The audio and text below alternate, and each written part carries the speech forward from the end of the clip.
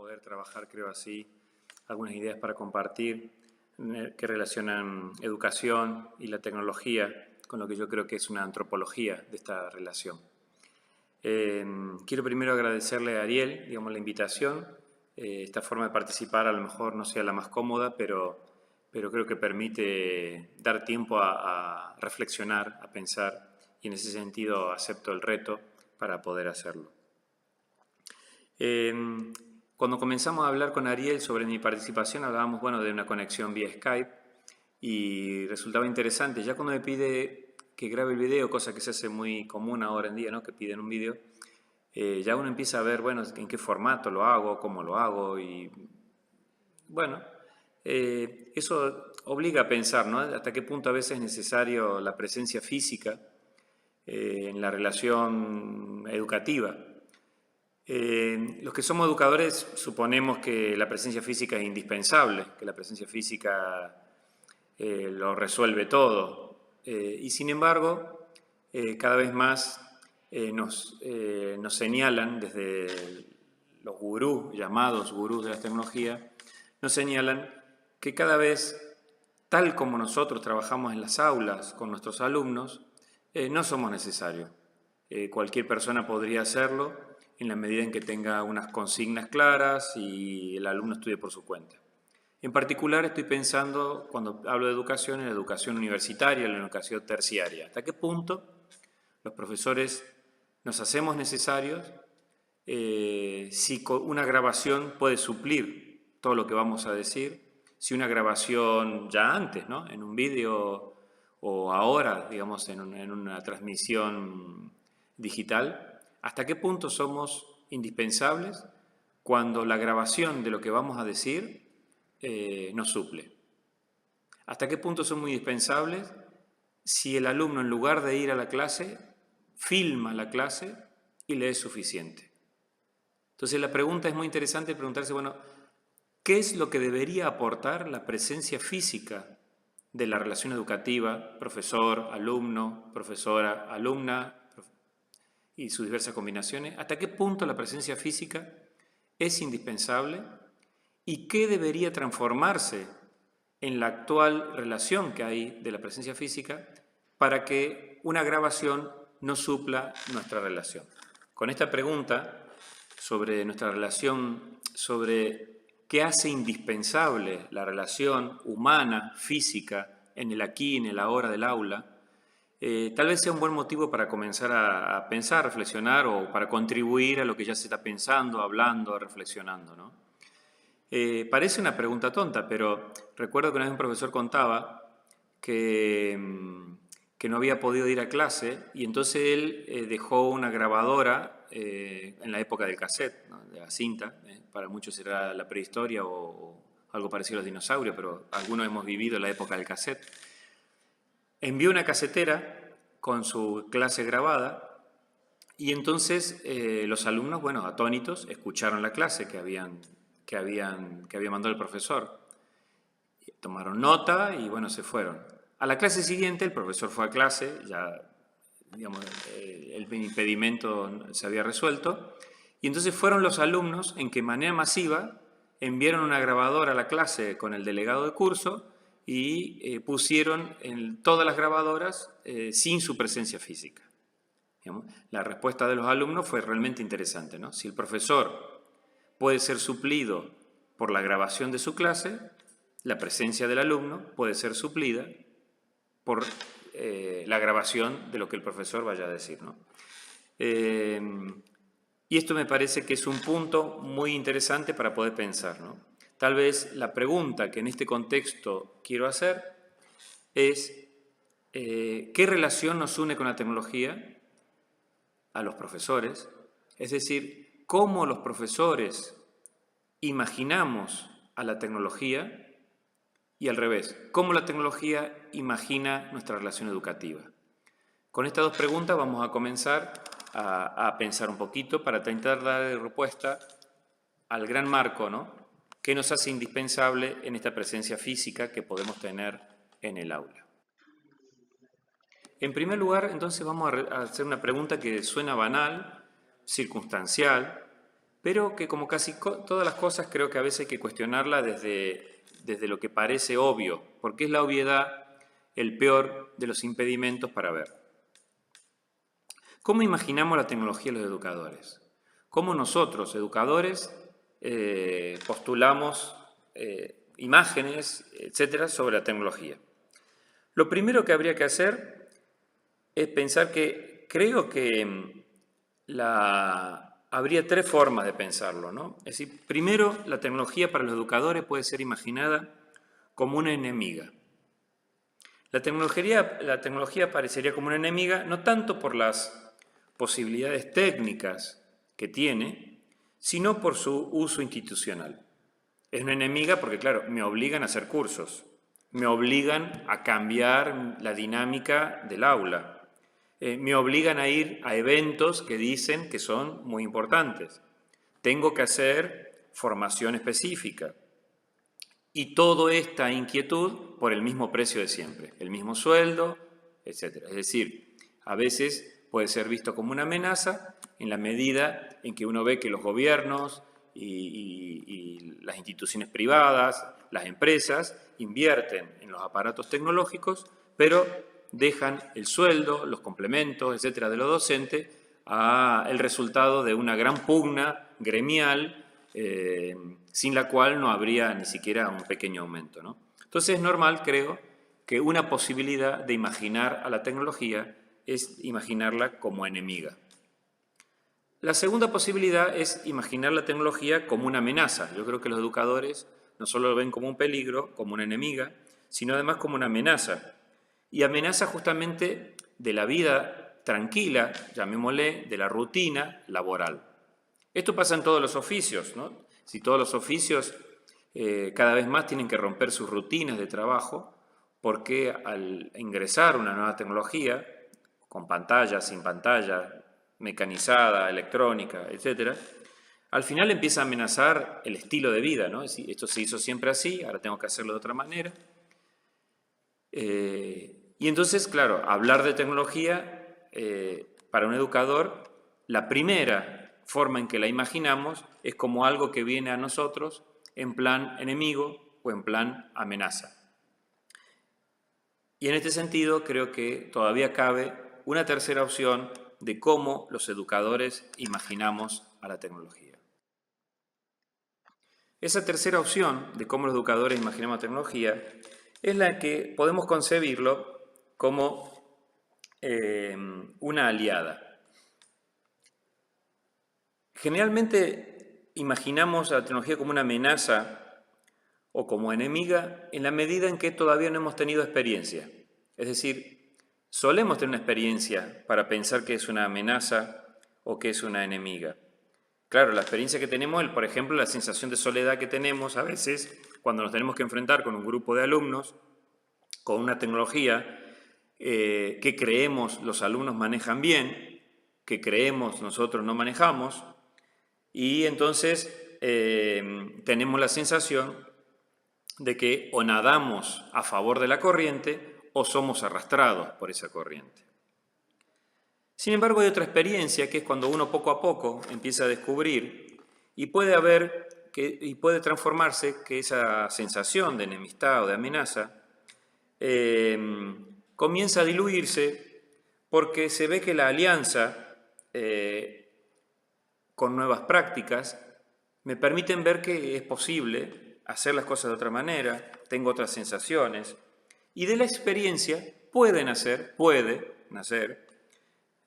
una idea de que es una aliada, de que no es tanto una enemiga o una amenaza, sino que ese uso de la tecnología es lo que parece verse en las actitudes, ¿no? Entonces, en este sentido, la tecnología aparece como una aliada, a veces primero en el discurso de los vendedores.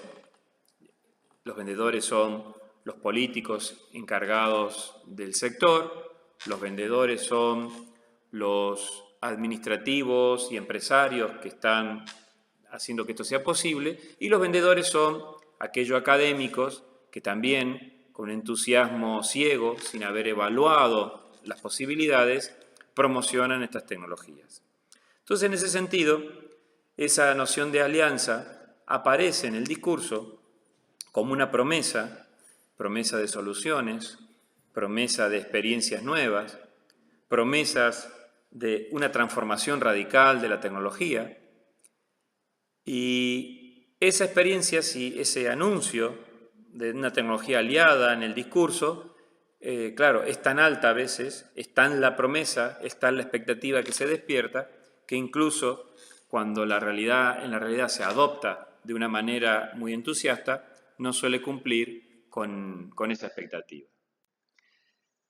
Entonces, decíamos, esta tercera actitud, que es la de que los educadores, cómo imaginan la tecnología, tiene este doble nivel, el nivel que nos encontramos los educadores cuando anuncian un plan de gobierno, cuando anuncian la dirección de un instituto, o cuando en la universidad se anuncia desde el sector de tecnología, etcétera, un cambio, se empieza a prometer, y ese nivel discursivo también es visto como una amenaza, pero que puede ser transformado, a lo mejor, desde la experiencia del educador, como algo interesante, como algo que aporta a un cambio positivo, ¿no?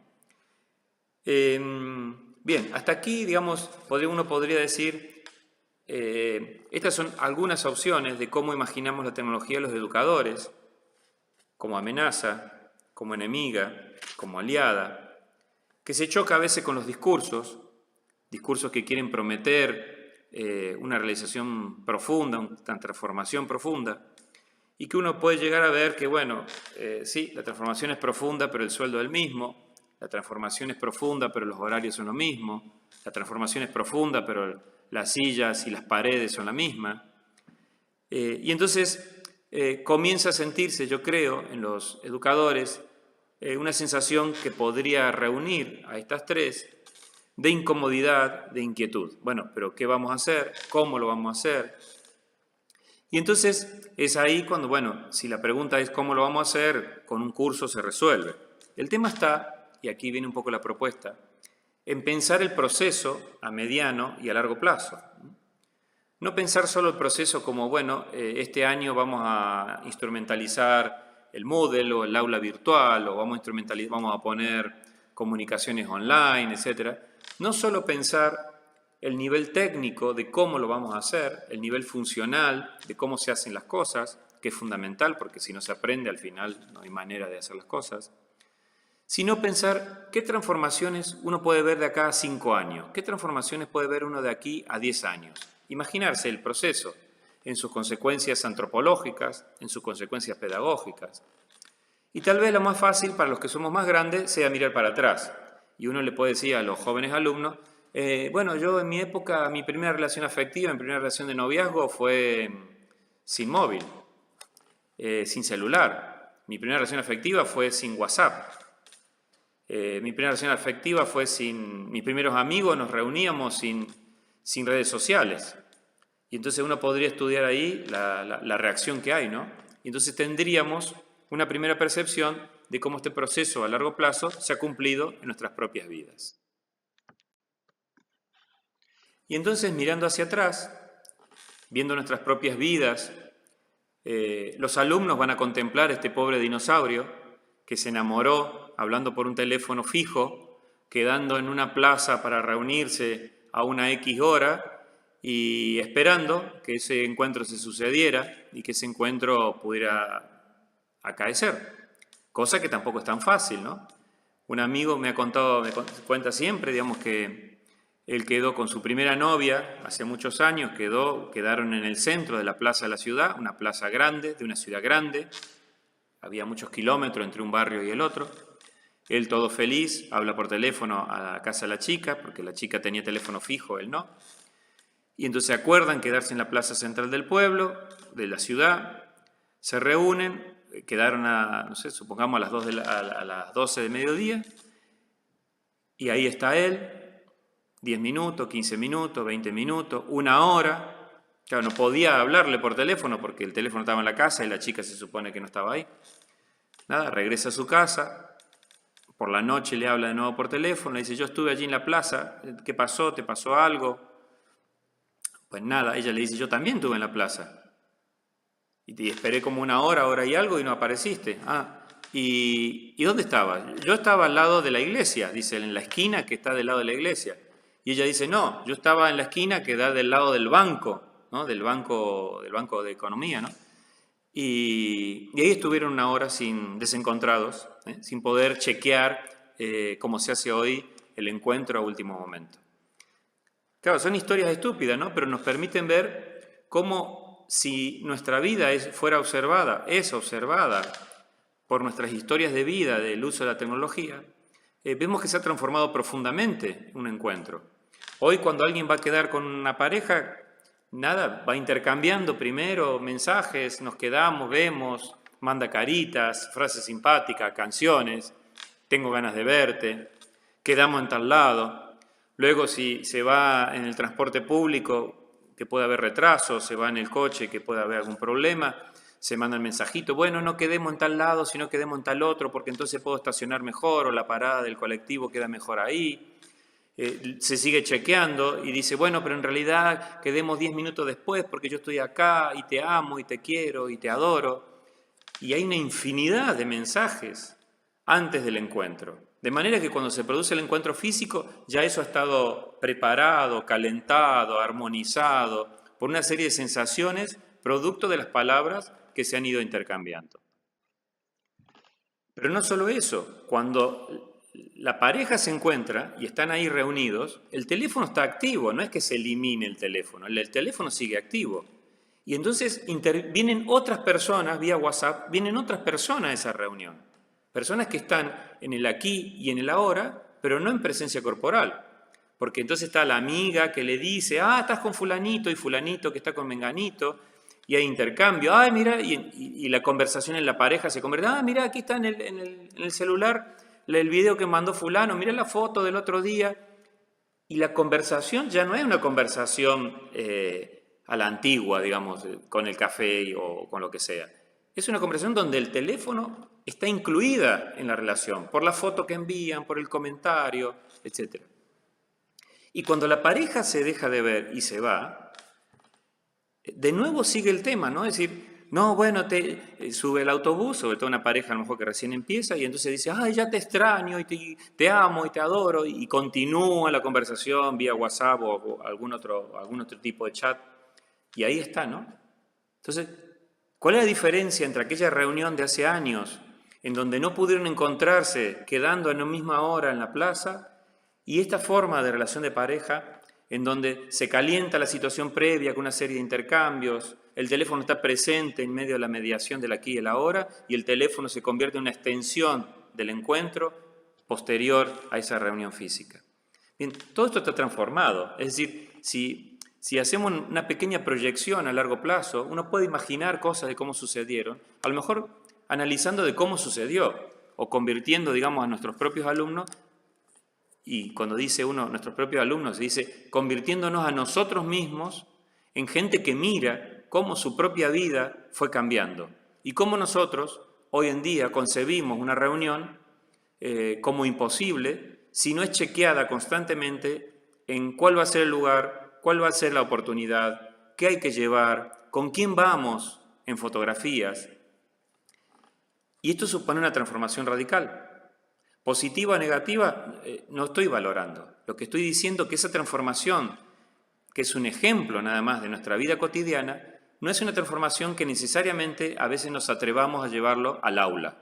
¿Cómo podemos llevar, para continuar con el ejemplo, el WhatsApp al aula? ¿Qué aporta el WhatsApp al aula? A una relación que está...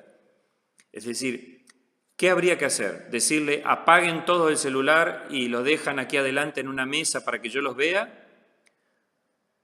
¿Hay que decir eso? ¿O por el contrario, en forma entusiasta, decir todos con el celular en la mano y ahora vamos a utilizarlo? Bueno, ustedes querrán que yo dé una respuesta como una solución al acertijo. ¿Uso o no uso el WhatsApp? Bien, eso no es... Una de las características de la tecnología es que no hay respuesta. Es decir, no hay respuesta total. No lo uso al celular en la clase, pero tengo que tener una respuesta a no usarlo. Lo uso, estoy contento con usarlo, pero tengo que dar una respuesta al sí lo uso. Y eso es tal vez una de las primeras cosas más interesantes o tal vez más inquietantes de nuestra nueva situación tecnológica, que es una nueva situación. No es que haya aparatos nuevos, es que estamos en una nueva situación antropológica respecto de la tecnología. Use o no use la tecnología, tengo que tener una respuesta. Y esa respuesta que yo tengo es una respuesta que es siempre experimental. Es siempre algo que dice, bueno, a ver, ¿cómo podría ser esto? Las características de la tecnología digital nos asoman a un mundo en donde el uso y la relación que tenemos con ellas es de juego, de evaluación, de prueba.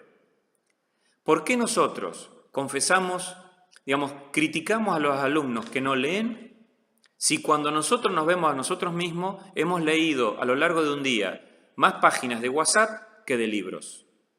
Que no son obligación para nuestra asignatura? Porque leer un libro de matemática cuando yo soy un profesor de matemática no es leer, es hacer mi trabajo.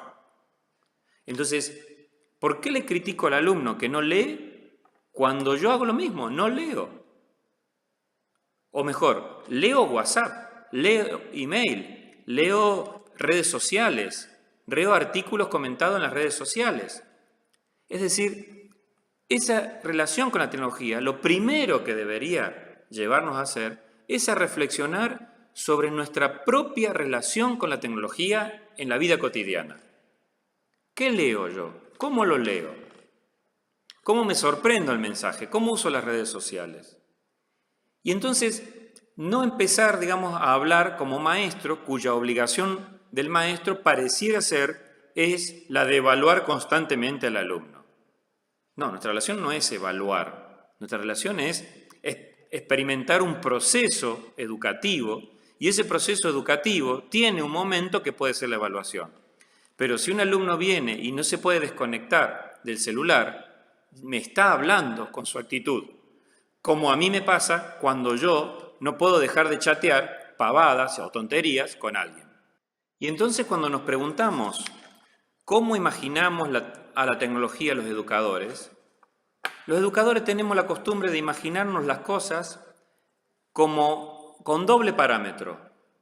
Un parámetro es para los seres humanos y otro parámetro para el alumno. ¿No? El alumno lo vamos a evaluar, vamos a imaginar que la tecnología es para los alumnos porque ellos son jóvenes, whatsappean, etcétera, etcétera. Bueno, no es así. Todos los estudios sobre competencias digitales de adolescentes y jóvenes que ingresan a la universidad dan el mismo resultado. Los jóvenes, adolescentes y jóvenes digitales y jóvenes que ingresan a la universidad en los primeros años no tienen buenas competencias digitales. Digámoslo de otra manera, saben, como sabemos los profesores, chatear, ligar, amar, engañar, leer artículos de tontería, leer artículos serios, leer el horóscopo, leer las noticias políticas más importantes. Saben hacer todo eso, pero si uno les dice, busque una buena información sobre tal cosa, ni siquiera saben todas las posibilidades de búsqueda que tiene Google. Buscan en Google general cosas que tienen que ver con Google académico, con Google analítico, con Google fotografía, etcétera, etcétera. Uno le pide que hagan una monografía y no saben lo que es elegir una fuente confiable de información. Uno le pide que entren a Wikipedia y no saben distinguir los buenos de los malos artículos, siendo que Wikipedia los califica. Uno le pide que lleven, algún cuestionamiento de algo y no saben el inglés básico para buscar información, que tiene que ver con el inglés, el francés o cualquier otro idioma que tiene que ver con nosotros. Y así sucesivamente. Los jóvenes, adolescentes y los primeros jóvenes de los primeros años de universidad, seamos optimistas, pensemos que después cambian, no tienen competencias digitales, informacionales suficientes para ser utilizados en la educación. Entonces, lo que habría que pensar es cómo nosotros mismos nos formamos en esas competencias digitales y cómo esa formación, en realidad, la hacemos desde una base de entretenimiento, de una base de experimentación. Experimentar, ¿qué pasa?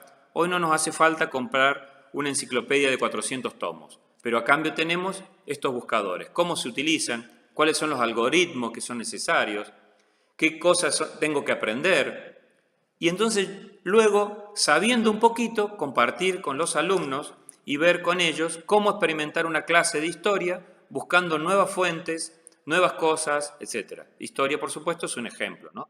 Cualquier materia acepta estas posibilidades. La tecnología es, insisto, entonces un terreno de experimentación, un terreno donde hay que experimentar. Las respuestas no son definitivas. Uno puede pedirle llamar al gurú de la no sé qué para que nos resuelva y nos enseñe tal cosa. Afirmativo, perfecto, sin problema.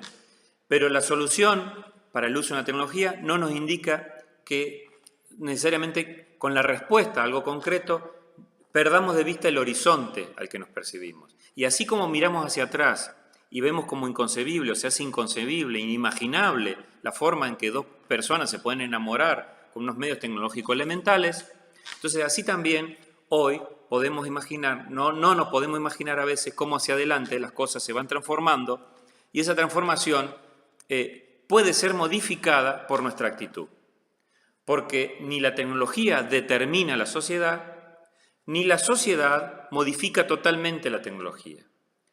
El ser humano recibe unas tecnologías, tiene unas tecnologías que puede modificar y que puede adaptar. Entonces, empoderar al educador significa empoderarlo en su capacidad de adaptar las tecnologías al propio proceso educativo.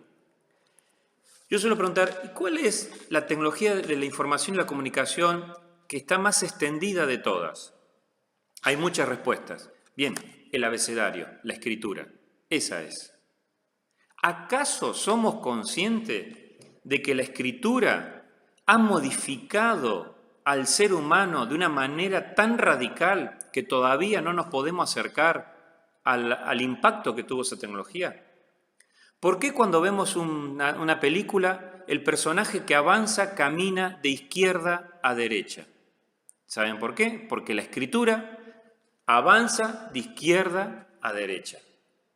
¿Y por qué nos imaginamos que lo de arriba está en la página está en el sector de arriba y lo de abajo en el sector de abajo? Porque la escritura ha modificado nuestras percepciones. No solo digamos, nuestra forma de escribir, sino nuestras percepciones de la realidad. Entonces, digamos, tenemos tan naturalizado que la escritura es normal y la escritura es la tecnología que más nos ha modificado hasta el día de hoy. Ha modificado nuestra imaginación, ha modificado nuestra forma de memorizar, ha modificado nuestra forma de mirar. Y esta triple transformación de la imaginación, de la memoria y de la mirada, ha sido de nuevo ahora, está siendo ahora de nuevo, modificada por las nuevas tecnologías de la información y la comunicación o las tecnologías digitales.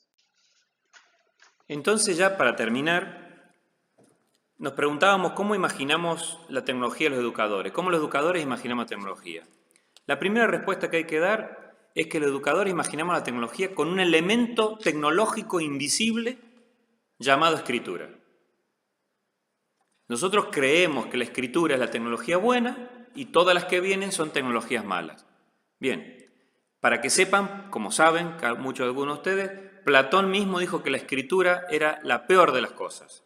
¿Por qué? Porque la gente ya no memorizaba. ¿Para qué va a memorizar si está por escrito? O casualidad, esa misma crítica que Platón hacía allí en el Fedón es la misma crítica que nosotros hacemos hoy. Claro, ahora nadie memoriza un número de teléfono porque está allí escrito. Ahora nadie memoriza porque puede... Bueno, transformación de la memoria. Así como la escritura transformó la memoria, hoy las tecnologías digitales transforman nuestra memoria, la externalizan. Ya no necesitamos aprender nombres, fechas, etc. O sí, veamos. La verdad que si uno pierde la posibilidad de aprender poesías, pierde mucho. Pero bueno. La imaginación, insisto, solo imaginamos a las nuevas tecnologías desde nuestra condición tecnológica naturalizada, a la que consideramos que no es tecnológica. Y nuestra mirada ha sido modificada. ¿Cuántas veces sentimos una sensación hermosa y decimos, esto parece, estoy viviendo como una película? No, es al revés, ¿no? Ya lo sabemos. La película ha entrado tan adentro de nuestra alma que creemos que una experiencia buena, hermosa, amable, etcétera, es tan buena, tan hermosa y tan amable que parece la película. Hemos modificado. O cuando vemos un paisaje decimos, parece una fotografía. Es decir, que nuestra experiencia, la fotografía en un caso, la película en el otro, que son elementos tecnológicos, nos llevan a considerar que esa realidad es experimentada de esa manera. Por lo tanto, ahora sí termino, ¿cómo los educadores imaginamos la tecnología? Desde la tecnología, pero desde una tecnología que la tenemos tan internalizada y tan naturalizado que no es percibida como tal, como algo ajeno a nosotros. Esto no quiere decir que debamos entregarnos de lleno a tecnología, sino que tal vez lo que debamos hacer es experimentar la tecnología desde el punto de partida en el cual todos, alumnos, profesores, directivos y dirigidos, experimentamos el desarrollo de un proyecto posible en relación a tecnología. Bueno, nada, muchas gracias de nuevo, muchas gracias Ariel, y espero que estos días que están pasando por allí reunidos y trabajando les sean de productividad y les sean útiles, ¿no? Muchas gracias, saludos.